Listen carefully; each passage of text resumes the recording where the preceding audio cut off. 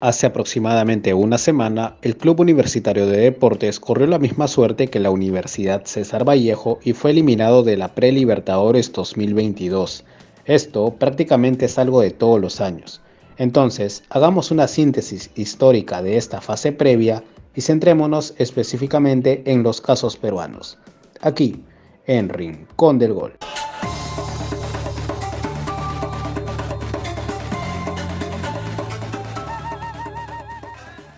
¿Desde cuándo existen estas fases previas de la Copa Libertadores?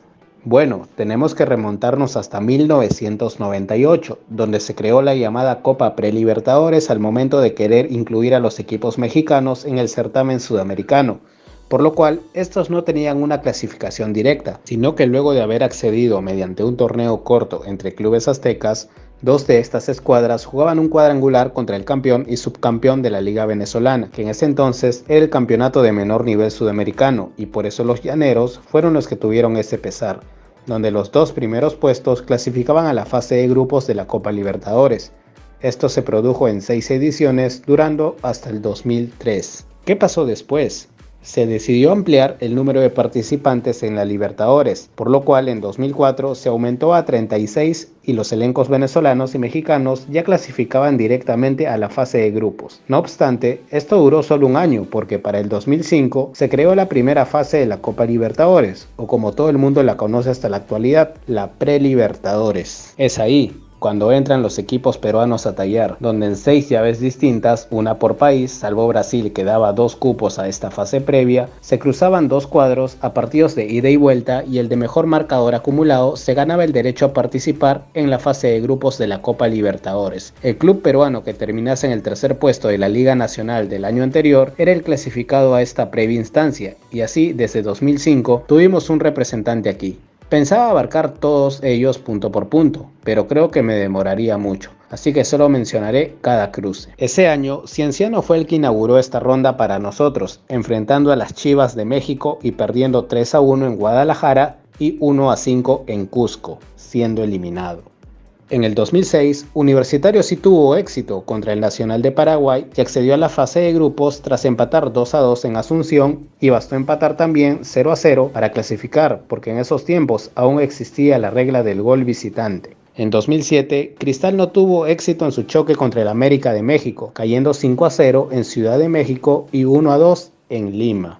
En 2008, Cienciano tuvo una revancha en esta etapa al acceder a los grupos, venciendo al Montevideo Wanderers de Uruguay, ganando 1-0 en Cusco y empatando 0-0 en Montevideo.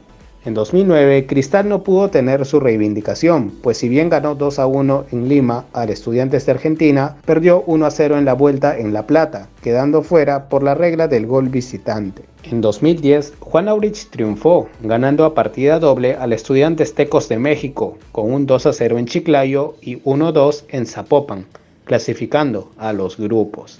En 2011, Alianza fracasó en el intento al perder contra Jaguares de México, 0-2 en Lima y 2-0 en Tuxtla Gutiérrez.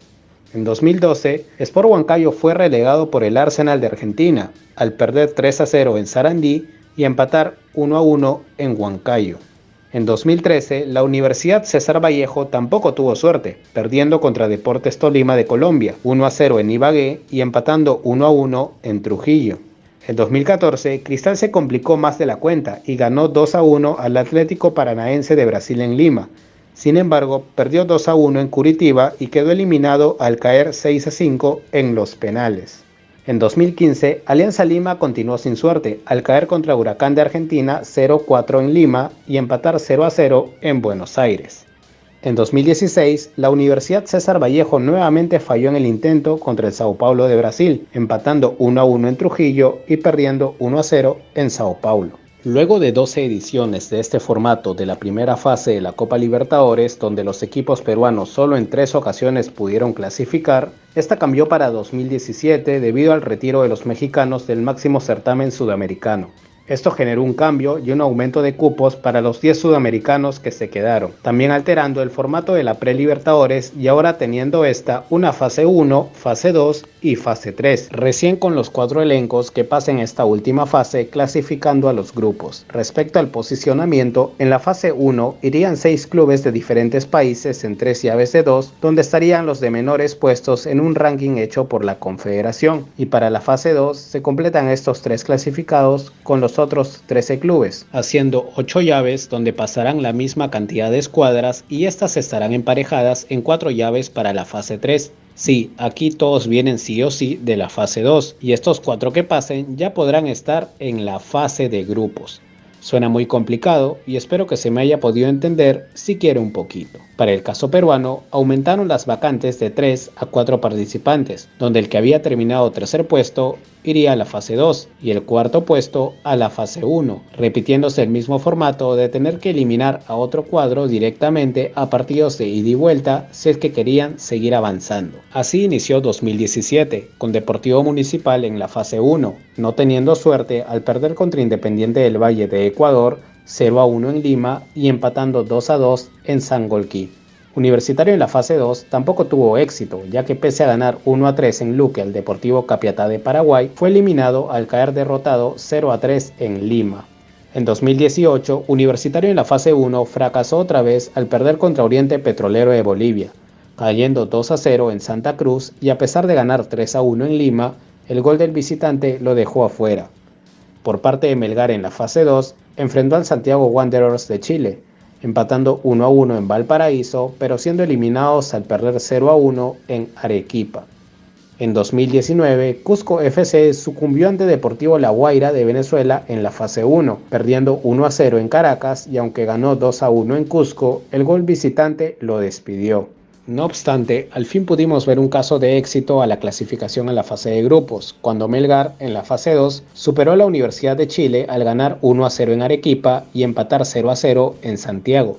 En la fase 3 se impuso ante el Caracas FC de Venezuela, ganando 2-0 en Arequipa y pese a perder 2-1 en Caracas, la diferencia de gol le alcanzó para acceder a la siguiente ronda. En 2020, Universitario triunfó en la fase 1 venciendo al Deportivo Carabobo de Venezuela, empatando 1-1 en Puerto Ordaz y ganando 1-0 en Lima. Lastimosamente no pasaron la fase 2 porque empataron 1-1 en Lima y perdieron 1-0 en Asunción contra el Cerro Porteño de Paraguay. Por parte del Sporting Cristal, siguió sin cosechar suerte al caer contra el Barcelona de Ecuador, perdiendo 4-0 en Guayaquil y ganando con un 2-1 en Lima que no alcanzaría. En 2021 volvió la Universidad César Vallejo a la fase 1, pero la mala racha seguiría con ellos al empatar 0-0 con el Caracas FC en Lima y perder 2-0 en Venezuela. Por la fase 2, Ayacucho FC perdió a partida doble con el Gremio de Brasil, 6-1 en Porto Alegre y 1-2 en Quito. En el 2022, que fue hace poco, la Universidad César Vallejo cayó otra vez y a partida doble también contra el Olimpia de Paraguay, 0-1 en Lima y 2-0 en Asunción. Por parte de Universitario fue prácticamente un calco del elenco trujillano, sucumbiendo ante el Barcelona de Ecuador por 2-0 en Guayaquil y 0-1 en Lima. Entonces, desde este nuevo formato, las cifras son alarmantes porque de 11 participaciones de los peruanos, solo una ha podido acceder a la fase de grupos.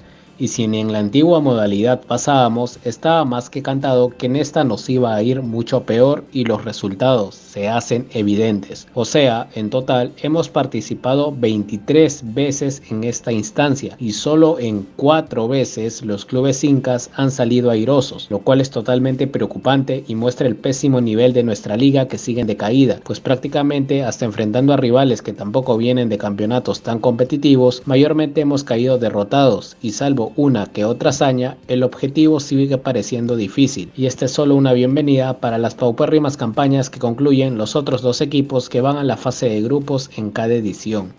Ay, hermanos, muchísimo por hacer.